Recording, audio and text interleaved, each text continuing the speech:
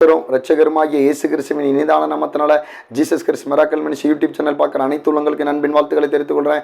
இந்த இயேசு கிறிஸ்துவின் அற்புத ஊழியத்தை எத்தனையோ சகோதர சதியில் இதுக்காண்டி ஜோம் பண்ணுறீங்க, எத்தனையோ சகோதர சதியில் இந்த ஊழியத்தை தாங்குறீங்க. அவங்களால முடிஞ்ச காணிக்கைகளோ மற்ற காரியங்களோ எதுனாலும் நிறைய உதவி செய்கிறீங்க. உதவி செய்கிற அனைத்து சகோதர சதியிலும் கத்திரதாமே உங்களையும் உங்கள் குடும்பத்தையும் ஆசீர்வதிப்பாராக. உங்களை எல்லாத்தையும் மனமார்ந்த உங்களுக்கு நன்றி செலுத்துகிறேன். இன்னும் இந்த ஊழியத்தை நீங்கள் என்ன செய்யுங்க, தாங்குங்க. அதை நீங்கள் என்ன செய்யுங்க, அந்த ஊழியத்தோட தேவைகளுக்காண்டி ஜோம் பண்ணுங்க. ஜோம் பண்ணுற சகோதர சதிலுக்கும் கத்திரதாமே உங்களை கொடாக்கூடிய ஆசீர்வத்து பெருக செய்வாங்க. அதனால் இப்போவும் நம்ம இன்றைக்கி ஜெபத்தை குறித்து ஒரு செய்தி பார்ப்போம்.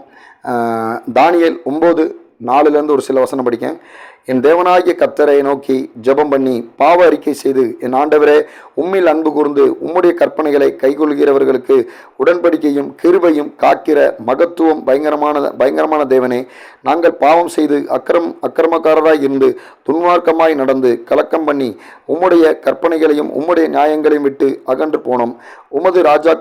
உமது நாமத்தினாலே எங்கள் ராஜாக்களோடும் எங்கள் பிரபுக்களோடும் எங்கள் பிதாக்களோடும் தேசத்தினுடைய சகல ஜனங்களோடும் பேசின தீர்க்கதரிசிகளை உம்முடைய ஊழியக்காரருக்கு செவிகூடாமற் போனோம். அதுக்கப்புறம், ஆண்டவரே, உமக்கு விரோதமாய் பாவம் செய்தபடியால் நாங்களும் எங்கள் ராஜாக்களும் எங்கள் பிரபுக்களும் எங்கள் பிதாக்களும் வெட்கத்துக்கு நீடானோம். அவருக்கு விரோதமாக நாங்கள் கலக்கம் பண்ணி அவர் தீர்க்கதரிசிகளுக்கு தம்முடைய ஊழியக்காரரை கொண்டு எங்களுக்கு முன்பாக அவருடைய நியாய பிரமாணங்களின்படி நடவத்தக்கதாக நாங்கள் அவருடைய சத்தத்துக்கு செவிகூடாமை போனோம். ஆனாலும் எங்கள் தேவனாகிய கர்த்தரிடத்தில் இரக்கங்களும் மன்னிப்பும் உண்டு. அப்போ தானியேல் என்ன செய்தார், அந்த என்ன சொல்கிறதுனா யூத மக்களுக்காண்டி இஸ்ரவேல் மக்களுக்காண்டி என்ன செய்தார், ஆண்டவர்கிட்ட ஜோம் பண்ணுறது, உபாசம் பண்ணி ஜோம் பண்ணுறாரு. அவங்க செஞ்ச பாவம், அவங்க செஞ்ச அக்கிரமம், மோசே சொன்ன அந்த 10 நியாயப்பிரமாண கட்டளைகளை அவங்க மீறி நடந்ததை கொண்டு என்ன செய்தாங்க, தானியேல் என்ன செய்தார், உபாசம் பண்ணி ஜோம் பண்ணுறாரு. அப்போ நம்ம வாழ்க்கையிலும் பார்த்தீங்கன்னா நீங்களும் என்ன செய்வீங்க, ஆண்டவருடைய வார்த்தையை, இயேசு கிறிஸ்து சொன்ன வார்த்தைக்கும் நீங்கள் வாழ்கிற வாழ்க்கையும் கரெக்டாக போதான் நீங்கள் என்ன செய்யுங்க, ஜஸ்ட்டு இமேஜ் பண்ணி பாருங்கள், அதை மேட்ச் பண்ணி பாருங்கள், அது கரெக்டாக போதான்னு. அப்படி இல்லைன்னா கண்டிப்பாக என்ன செய்யுது, உங்களுக்குள்ளேயும் தவறுகள், குற்றங்கள், குறைகள், அதுக்கப்புறம் என்ன சொல்லுது, ஆண்டவருக்கு பிடிக்காத காரியங்கள் எதுவாக இருந்தாலும் என்ன செய்யுங்க, நீங்கள் மன்னிப்பு கேட்கணும். முதல்ல மன்னிப்பு கேட்டு ஜோம் பண்ணணும். நீங்கள் மன்னிப்பு கேட்டு ஜோம் பண்ணாமல் நீங்கள் எடுத்த இடத்துல போயிட்டு உங்களுடைய தேவைகள், உங்களுடைய ஏதோ வியாதி இருந்தோ, வீடியோ பார்த்துட்டு இருக்க சகோதர சகோதரிகளுக்கு யாரோ ஒருத்தங்களுக்கு வியாதி இருந்தோ, இல்லைனா கடன் நெருக்கடியில் இருக்கீங்களா, இல்லை சத்ருக்கட்டில் பிசாசுக்கட்டில் இருக்கீங்களா, உங்கள் மேலே ஒரு என்ன சொல்கிறது, குற்றம், குறைகள், அக்கிரமங்கள், அநியாயங்கள், பாவங்கள் இதெல்லாம் இருந்துக்கிட்டு நீங்கள் போய் ஜோம் பண்ணிங்கன்னா உங்கள் ஜெபத்தை கர்த்தர் கேட்பாங்களாங்கிறது கட்டாயம் கேட்க மாட்டாங்க. அதனால் முதல்ல ஏன்னா நான் பரிசுத்தர், அதே போல் நீங்களும் பரிசுத்தராக இருக்கணும்னா கர்த்தராகிய இயேசு கிறிஸ்து ஆசைப்படுறாங்க. அப்போ நம்ம முதல்ல என்ன செய்யணும், நீங்கள் அந்த பாவ அறிக்கையிட்டு மன்னிப்பு கேட்டு ஜெபம் பண்ணணும். அதனால தான் இங்கே தானியேல் என்ன செய்தார், அந்த இஸ்ரேல் மக்களுக்காண்டி, யூத மக்களுக்காண்டி என்ன செய்தார், உபாசம் பண்ணி ஜெபம் பண்ணுறாரு. மன்னிப்பு கேட்டு உபாசம் பண்ணி என்ன செய்தார், ஜெபம் பண்ணுறாரு. உங்களோட வார்த்தையை மீறி நடந்துட்டு ஆண்டவரே, அக்கிரமக்காரராக இருந்துட்டாங்க ஆண்டவரே, அப்போ ஆண்டவரே என்ன செஞ்சிட்டோம், பாவம் பண்ணிட்டோம், அந்த மாதிரி என்ன செஞ்சிட்டோம், பாவம் அக்கிரமம் அநியாயம்லாம் பண்ணிட்டோம், அதுக்காண்டி மன்னிங்க அப்படின்னு என்ன செய்தார், மன்னிப்பு கேட்டு கர்த்தர்கிட்ட என்ன செய்தார், ஜெபம் பண்ணுறாரு தானியேல்.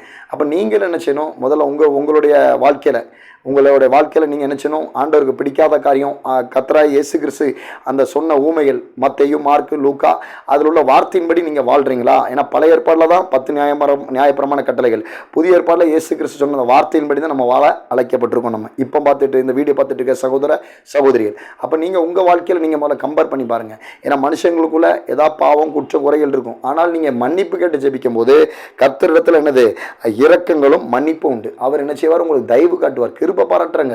உங்களுக்கு கிருபியாக என்ன செய்தார், உங்கள் மேலே என்ன செய்தார், கிருபியாக உங்களுக்கு என்ன செய்தார், தயவு பாராட்டி உங்கள் மேலே இறக்கம் காட்டி என்ன செய்தார், அந்த உங்களை மன்னிக்க சித்தமாக இருக்கார். அதான் வேதம் தெளிவாக சொல்லுது. தானியேல் என்ன சொல், நீங்கள் கிருபை உள்ளவர், நீங்கள் இறக்கம் உள்ளவர், அது நீங்கள் மன்னிக்கக்கூடிய ஆண்டவர் அப்படின்னு என்ன செய்தார், தானியேல் கர்த்தர்கிட்ட என்ன செய்தார், முறையிட்டு ஜெபம் பண்ணுறாரு. அப்போ நீங்கள் ஆண்டவரே, நான் இந்த மாதிரி பாவம் பண்ணிட்டேன், இந்த மாதிரி அக்கிரமம் பண்ணிட்டேன், உங்கள் வார்த்தையின்படி நான் நடக்கலப்பா, ஏன்னா தானே வாழ்ந்துட்டு இருக்கேன்ப்பா, அதனால் என்னோட பாவத்தை, என்னோட அக்கிரமத்தை மன்னிங்க, எனக்கு தயவு பாராட்டுங்கப்பா, கிருபை பாராட்டுங்கப்பா அப்படி நீங்கள் ஜெபம் பண்ணும்போது ஆண்டவர் என்ன செய்வார், உங்களுக்கு தயவு பாராட்டி, கிருபை பாராட்டி உங்கள் அக்கிரமத்தை, உங்கள் பாவத்தை, உங்கள் ரகசியமான பாவத்தை, அதுக்கப்புறம் என்ன செய்யுது, அடுத்தவங்களை கெடுத்து பேசுறது, அடுத்தவங்களோட சொத்தை அபஸ்கரிக்குது, இந்த மாதிரி காரியங்களை நிறைய கிறிஸ்தவங்க என்ன செய்கிறாங்க, அவங்க மேலே நிறைய அக்கிரமங்கள், பாவங்கள், என்ன செய்யுது, தவறுகளை வச்சுக்கிட்டு என்ன செய்கிறாங்க, ஆண்டவர் சமூகத்தில் போய் ஜெபம் பண்ணுறாங்க. அப்போ அந்த ஜெபம் கேட்கப்படாது. அப்போ நீங்கள் என்ன செய்யணும், முதல்ல ஆண்டவர்கிட்ட என்ன செய்யணும், மன்னிப்பு கேட்கணும். ஆண்டவரே, என்ன மன்னிச்சிருங்கப்பா, நான் இந்த மாதிரி பாவம், அக்கிரமம் செஞ்சுட்டேன், பொய் சொல்லிட்டேன், அடுத்தவங்களோட சொத்துக்கு நமஸ்கரிச்சிட்டேன், இதே மாதிரி என் மேலே ஒரு பாவம் குற்றம் குறைய இருந்துக்கிட்டு வியாதிக்காண்டு ஜெபிச்சா எப்படி வியாதி சரியாகும்? சரியாகாது. அப்போ நீங்கள் என்ன செய்யணும், உங்கள் மேலே இருக்கக்கூடிய பாவம். ஏன்னா புதிய ஏற்பாட்டில் இயேசு கிறிஸ்து சொல்லியிருக்காங்க, என்ன சொல்லியிருக்காங்கன்னா, ஒரு மனுஷன் எத்தனை தடவை 5000 தடவை தப்பு பண்ணாலும் அவனை மன்னிக்கலாங்க. அப்போ நீங்கள் 5000 தடவை தப்பு பண்ணாலும் சரி, 5000 தடவை பாவம் அக்கிரமம் பண்ணாலும் சரி, அந்த கல்வாரி சிலுவையில் இயேசுவோட பாதத்தில் நீங்கள் அர்ப்பணித்து, ஆண்டவரே என்னை மன்னிச்சிருங்கப்பா, நான் இந்த பாவம் பண்ணிட்டேன், இந்த அக்கிரமம் பண்ணிட்டேன், எவ்வளோ பெரிய பாவியாக இருந்தாலும் மன்னிக்க என்ன செய்தார்? இயேசு சித்தமாக இருக்கார். அப்போ நீங்கள் முதல்ல என்ன செய்யணும், உங்களுடைய எந்த பிரச்சனை முதல்ல இருக்குன்னா, முதல்ல நீங்கள் உங்களை அனலைஸ் பண்ணி பார்க்கணும்.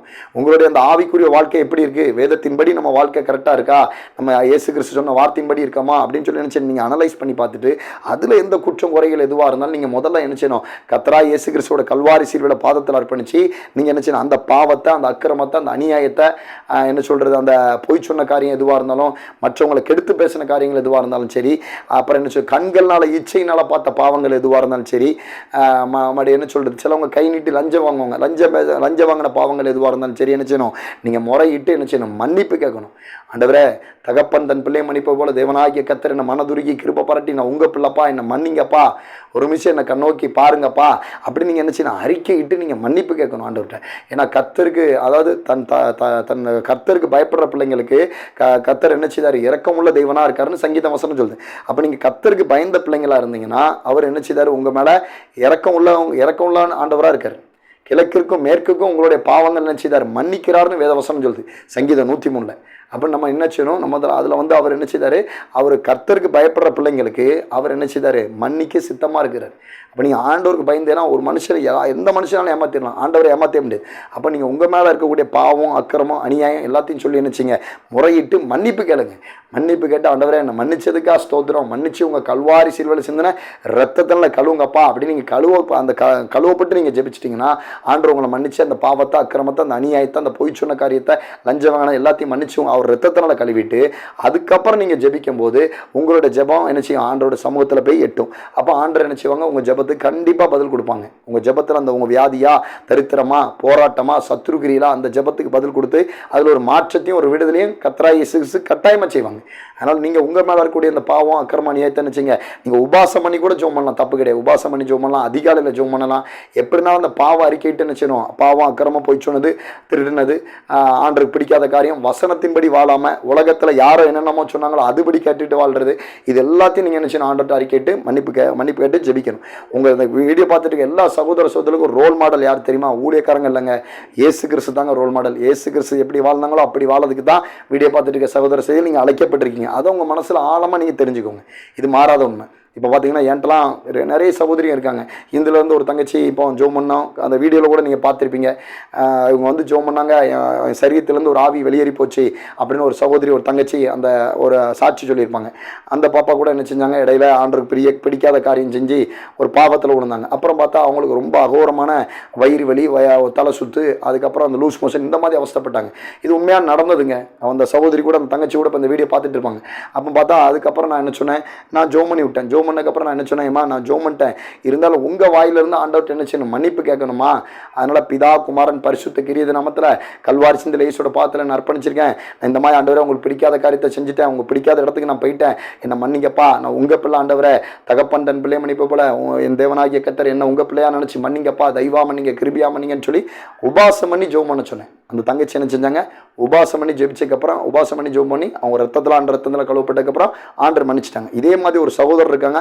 அந்த சகோதரர் நல்லா வாழ்ந்துட்டு இருந்த சகோதரர் தான். திடீர்னு பார்த்தா அவங்க ஃப்ரெண்ட்ஸுங்க மூலிமா ஆண்டருக்கு பிடிக்காத காரியம் ஒன்று செஞ்சுட்டாங்க. அப்புறம் அவங்ககிட்டையும் நான் சொன்னேன், நீங்களும் ஜோம் பண்ணுங்க பிரதர், ஜோம் பண்ணி மன்னிப்பு கேளுங்க, மன்னிப்பு கேட்டு உபாசம் பண்ணி ஜோம் பண்ணுங்க, ஆண்டவர்கிட்ட அறிக்கைட்டு, அந்த ஆண்டவர்கிட்ட அறிக்கைட்டு முறையிட்டு, ஆண்டவரே என்னை நீங்கள் மன்னிச்சா தான் மன்னிச்சபடி நம்ம அவங்கள்ட்ட மன்னிப்பு கேட்குறப்பா, என்னை மனதுருகி மன்னிச்சிருங்கப்பா, கிருபை பாராட்டுங்கப்பா, தவறு பண்ணிட்டேன்ப்பா, நான் தப்பு பண்ணிட்டு ஆண்டவரேன்னு சொல்லி முறையிட்டு மன்னிப்பு கேளுங்க பிரதர்னு சொல்லி சொன்னேன். அந்த பிரதர் என்ன செஞ்சாங்க, மன்னிப்பு கேட்டு அவங்க பண்ண அந்த பாவத்தை மன்னிப்பு கேட்டு அறிக்கைட்டு ஜோம் பண்ணாங்க.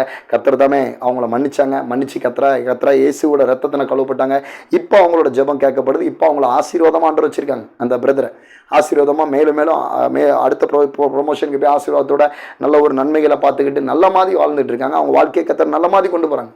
அப்போ நீங்கள் என்ன செய்யணும், உங்கள் மேலே இருக்கக்கூடிய பாவம் அக்கிரமத்தை சொல்லி என்ன செய்யணும், மன்னிப்பு கேட்கணும். ஏன்னா கர்த்தர் இடத்துல என்னது இருக்கு, இரக்கங்களும் மன்னிப்பும் உண்டு. இரக்கம் உண்டு, மன்னிப்பு உண்டு. தயவு பாராட்டுவார், கிருபை பாராட்டுவார். உங்களுக்கு மன்னிக்க அவர் சித்தமாக இருக்கார்.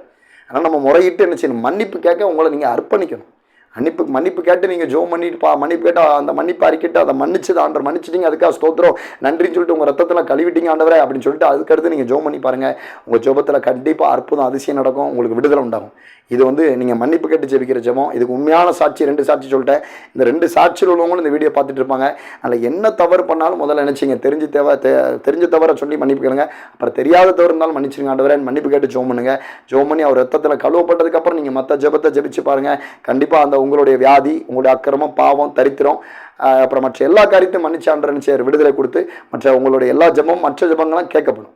கர்த்தர் இந்த வார்த்தை மூலியம் உங்களோட கூட பேசியிருப்பாங்க நான் விசுவாசிக்கிறேன். நீங்கள் கர்த்தரால் ஆசீர்வதிக்கப்பட்ட தேவ ஜனங்கள். கர்த்தர் கிருபை உங்களோட கூட இருப்பதாக.